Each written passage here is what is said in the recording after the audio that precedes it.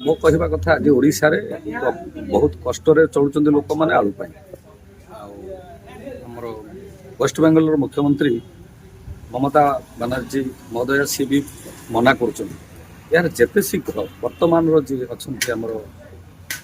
मुख्यमंत्री मु अनुरोध करुच्ची मोहन चरण माझी महोदय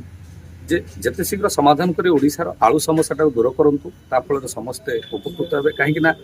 आपण जो तरकारी रांधतु ओडिशावासी गोटे मेन परिवा हूँ आलू तेणु आलूर समस्या किसी ना गरीब गुरुबा आलू भत्ताटे कर पखाड़ दुटा खाऊ बर्तमान चाष समय बिल चाष हो चाष करेंगे केमती बिल को जीवे केमती खाइबे केमती तेणु मोर अनुरोध वर्तमान मुख्यमंत्री मोहन चरण माझी महोदय एवं भारतर प्रधानमंत्री मोदी सार को समस्त अनुरोध कर समस्या समाधान केमती हम वेस्ट बेंगल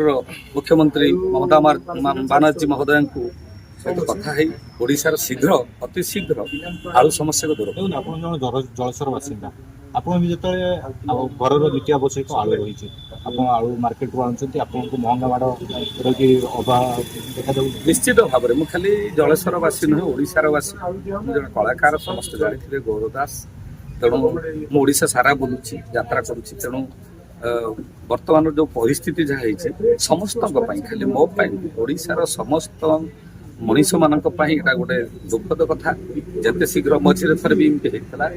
तेणु मु अनुरोध करुच्ची जो मैंने कि आम ओडिशा को चलाउछंती भारत को चलाउछंती एवं वेस्ट बेंगल मुख्यमंत्री ममता बनर्जी महोदय को भी अनुरोध करुच्ची शीघ्र समाधान करी ओडिशावासी केमती भलरे आलू समस्या दूर आपनकर कैंप चलती आराम रे